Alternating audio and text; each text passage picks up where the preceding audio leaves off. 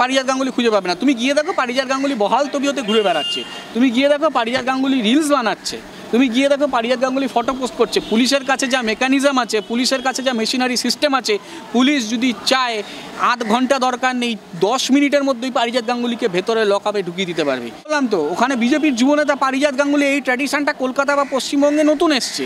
এই ট্র্যাডিশনটা আগে ছিল গুজরাটে, আগে ছিল হরিয়ানায়, তার আগে ছিল পাঞ্জাবে অন্য নামে। তো ওই জিনিসগুলো ফলো করতে করতে এখানে এসছে। আর মমতা ধরবে না, কারণ ওই যে বললাম মমতা ধরবে না, ইডি সিবিআই থেকে বাস থেকে ধরবে না। এবার এর বংশপরি তুমি যদি জানতে চাও বা গভীরে গিয়ে দেখো, এর মাথায় নিশ্চয়ই বিজেপির কোনো বড় নেতার হাত আছে।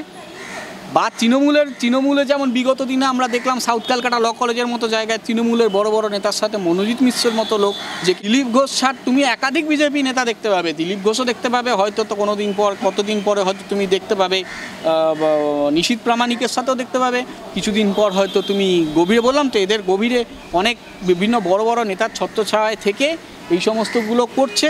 আর যত ভোট আসবে তত এগুলো করবে। কিছুদিন 26-এ আমরা কোন সরকারকে আনবো? মার খাওয়ার, আমরা একটা শ্রেণীর লোক মার খাবো, একটা শ্রেণীর লোক রাত দিন এক করে কোর্টে ছুটবো পুলিশের জুলুমবাজি আটকাতে, পুলিশের বদমাইশি আটকাতে। তুমি যে কোনো গ্রামগঞ্জে চলে যাও, জমি নিয়ে নিচ্ছে জোর করে, জমি দখল, বাড়ি দখল করা, জোর করে কৃষি জমি দখল, জোর করে কৃষিজ পশু দখল। দেখুন, এটা খুবই দুর্ভাগ্যজনক, এটা হওয়া উচিত না। এখন ব্যাপারটা হচ্ছে, পশ্চিমবঙ্গে দুর্নীতি যেমন তৃণমূলের লালিত পালিত, সেরকম দাঙ্গাটা তৃণমূল আর বিজেপির উভয়ের লালিত পালিত। এটা আগে দেখা যেত, আমরা একটা মানে উদাহরণ দিতাম যে বাঙ্গাল বিহার নেই হ্যায়, এখন বিহারের লোকরা বলবে যে বিহার বাংলা নেই হ্যায়, এরকম হয়ে গেছে। গণ্ডগোলটা এই জায়গায়, এখানে তৃণমূল আর বিজেপি দুই ভাই, দুটো শিবিরকে চালাচ্ছে নাগপুর থেকে আরএসএস, আর তার লিডারশিপ হচ্ছে মোহন ভাগবত। ওই জন্য মোহন ভাগবত একটা যে ঘৃণ্য রেপ কেস, যেটা গোটা দুনিয়াকে নাড়িয়ে দিয়েছিল, তখন মোহন ভাগবতের মতো লোক বলেছিল যে আমি বোন মমতাকে সম্মান করি এবং বোন মমতা যেটা করছে সেটা আমি সাপোর্ট করছি, মানে সমর্থন করছি। তার মানে এটা পরিষ্কার, বিজেপিকে মানে মমতাকে ইডির হাত থেকে, সিবিআইয়ের হাত থেকে বাঁচতে গেলে মোহন ভাগবতকে দরকার। আর এই বাংলায় দুয়ানার যেসব তৃণমূলের ছাটমালগুলো আছে, এক্সপেলড মাল তৃণমূলের আছে, আবার তৃণমূলে কিছু এক্সপেলড মাল আছে যেগুলো সিপিএমের ছাটমাল। তো এই ফেনকোয়ারির থেকে বাঁচতে গেলে ওই মমতাকে দরকার, আর মমতার দরকার বিজেপিকে সেন্ট্রাল থেকে বাঁচতে গেলে। তো এরা দুজনে মিলে দেশ আর রাজ্যটাকে রসাতলে দিয়েছে। এটা হরিয়ানাতে দেখা যেত, রাজস্থানে দেখা যেত। এত দাবাদাবি করছি কেন পশ্চিমবঙ্গে? দেখো, সংবিধান তো ব্যাপারটা হচ্ছে, আমি আগেও বলছি যে সংবিধানটা তো সবার। এখানে বিরোধী দলনেতা চেল্লাচ্ছে যে আমি হিন্দুর বাচ্চা, আমি মোদির বাচ্চা, নিজের বাবার অস্তিত্ব জলাঞ্জলি দিয়ে অন্য বাবাকে নিয়ে আসছে।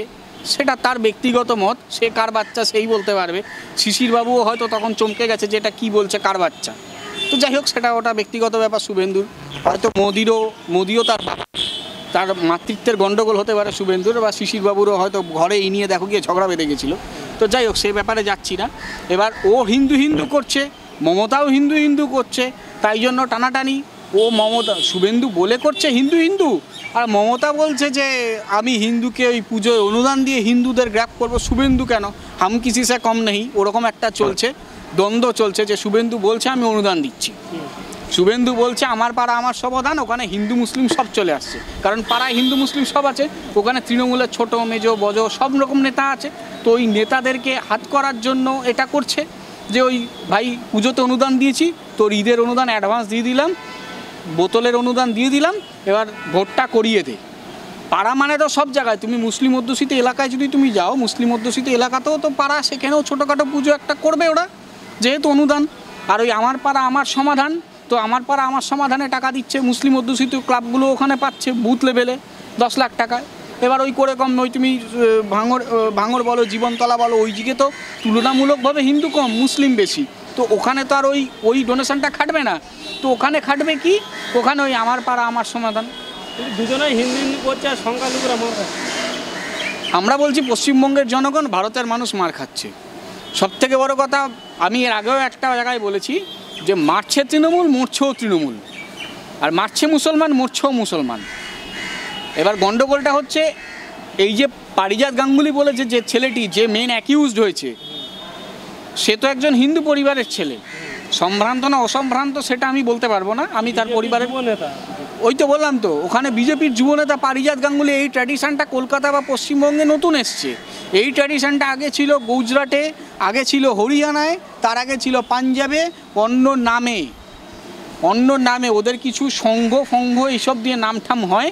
তো ওরা ওই পার্কে বিভিন্ন কে কী করছে, কোনো কি প্রেম করছে না কি করছে, ওই সব ধরতে যায়। ওই বিভিন্ন ইউটিউব ঘাটলে দেখতে পাবে, ওই সমস্ত ভিডিও অনেক দেখা যায়। তো ওই জিনিসগুলো ফলো করতে করতে এখানে এসছে। আর মমতা ধরবে না, কারণ ওই যে বললাম, মমতা ধরবে না, ইডি সিবিআই থেকে বাস থেকে ধরবে না। এবার এর বংশ পরিচয় তুমি যদি জানতে চাও বা গভীরে গিয়ে দেখো, এর মাথায় নিশ্চয়ই বিজেপির কোনো বড় নেতার হাত আছে।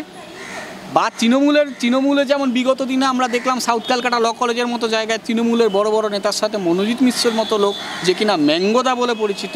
আর খুব বেশি ভুল না করলে আমি, ও বৈশানর চ্যাটার্জির জুনিয়র। আমি যদি বলি কে এই বৈশানর চ্যাটার্জি, ওই চোর মমতার নোডাল, তৃণমূলের নোডাল এজেন্ট থাকে বৈশানর চ্যাটার্জি। লাস্ট বাই ইলেকশানে তৃণমূলে যখন ভবানীপুরে দাঁড়িয়েছিল মমতা, এই চোর মমতা, তখন এই চোর মমতার নোডাল এজেন্ট ছিল বৈশানর চ্যাটার্জি। দিলীপ ঘোষ ছাড় তুমি একাধিক বিজেপি নেতা দেখতে পাবে, দিলীপ ঘোষও দেখতে পাবে, হয়তো তো কোনোদিন পর, কতদিন পরে হয়তো তুমি দেখতে পাবে নিশীথ প্রামাণিকের সাথেও দেখতে পাবে। কিছুদিন পর হয়তো তুমি গভীরে, বললাম তো এদের গভীরে অনেক বিভিন্ন বড় বড় নেতার ছত্রছায়ায় থেকে এই সমস্তগুলো করছে। আর যত ভোট আসবে তত এগুলো করবে। কিছুদিন আগে দুটো একটা জায়গায় দেখবে, কিছু জায়গায় ভাইরাল হয়েছিল, ট্রেনে কোনো বৃদ্ধ লোক, দাড়ি তার সম্ভবত, সে তার রিলিজিয়ানের কেন দাড়ি ধরে টানাটানি করেছিল, কোনো মহিলা চড় মেরেছিলেন লোকাল ট্রেনে। আমরা যারা বিভিন্ন ক্ষেত্রে লোকাল ট্রেনে বা মেট্রোতে যাতায়াত করি, এরকম এই অসভ্যতা তো, এই কালচার আগে এই পশ্চিমবঙ্গে, এই সংস্কৃতি 2011 থেকে 25 পর্যন্ত সময়কালে বেশি হয়েছে। কারণ 2011 আগে পর্যন্ত বিজেপির দাঁত ফোটানোর সুযোগ ছিল না। কিন্তু 2011-তে আজকে বিজেপির যদি সব থেকে কাছের বন্ধুটার নাম কেউ হয়, তাহলে সেই বিজেপির সব থেকে কাছের বন্ধু হচ্ছে মমতা বন্দ্যোপাধ্যায়। আর শাসক দলের সব থেকে কাছের শত্রু যদি কেউ হয়, তাহলে ওই শাসক দলের সব থেকে কাছের শত্রুটার নাম, বা তৃণমূল সরকারের সব থেকে কাছের শত্রুটার নাম হচ্ছে মমতা বন্দ্যোপাধ্যায়। আজকের পশ্চিমবঙ্গে দাঁড়িয়ে এটাই হচ্ছে। ও বিজেপি তৃণমূল আন্ডারস্ট্যান্ডিং করে চলছে। মানে তুমি দাঙ্গা করবে, আমার পুলিশ কোনো স্টেপ নেবে না, বিনিময়ে আমি করাপশন করছি, তুমি কোনো স্টেপ নেবে না। একটা সেটেলমেন্টে, ব্যালেন্সে চলছে। এটাই হচ্ছে এখানকার এখন ট্র্যাডিশন হয়ে দাঁড়িয়েছে। সেই জন্য কি এই গরুগুলো খুঁজে পাওয়া গেল, কিন্তু পারিজাত গাঙ্গুলি খুঁজে পাওয়া না, পারিজাত গাঙ্গুলি খুঁজে পাবে না। তুমি গিয়ে দেখো পারিজাত গাঙ্গুলি বহাল তবিয়তে ঘুরে বেড়াচ্ছে। তুমি গিয়ে দেখো পারিজাত গাঙ্গুলি রিলস বানাচ্ছে। তুমি গিয়ে দেখো পারিজাত গাঙ্গুলি ফটো পোস্ট করছে। পুলিশের কাছে যা মেকানিজম আছে, পুলিশের কাছে যা মেশিনারি সিস্টেম আছে, পুলিশ যদি চায় আধ ঘন্টা দরকার নেই, 10 মিনিটের মধ্যেই পারিজাত গাঙ্গুলিকে ভেতরে লকআপে ঢুকিয়ে দিতে পারবে। কিন্তু পুলিশের ক্ষেত্রেও একটা বাধা সৃষ্টি হয়, কারণ আমরা অনেক সময় দেখেছি যখন আমাদের এখানে এই হাইকোর্ট অভিযান করেছিল, এই চোর কুনাল 3.5 বছরের জেল খাটা মাল যে ঢুকিয়েছিল, ওই চোর কুনাল যে কজনকে ঢুকিয়েছিল, তখন হেয়ার স্ট্রিট থানার একজন সিনিয়র অফিসার, আমি তার নাম বলছি না, তার ডেজিগনেশনও বলছি না, সে পরিষ্কার, আমি যখন ওভার দ্য ফোন তাকে জিজ্ঞেস করেছিলাম, তখন আমাকে পরিষ্কার বললো যে স্যার আপনাদের গায়ে হাত দিলে আমরা বুঝে নিতাম, কিন্তু আমাদের ইনস্ট্রাকশন ছিল ওদেরকে বসিয়ে দেওয়ার। তার মানে ওই পুলিশকে ইনস্ট্রাকশন দিয়েছে হয় ওই 3.5 বছরের জেল খাটা মাল কুনাল ঘোষ, না হলে ওই 3.5 বছরের জেল খাটা মাল যে কিনা ভ্যান চাপড়াতে বলেছিল সারদার সব থেকে বড় বেনিফিশিয়ারি মমতা বন্দ্যোপাধ্যায়, মমতা দিয়ে আর আমাকে বসিয়ে জেরা করা হোক, ওই মালের তরফ থেকে কোনো কারোর ইনস্ট্রাকশন হয়েছিল এই কুনাল ঘোষ নামে জিপটির তরফ থেকে যে কে বসিয়ে দিক।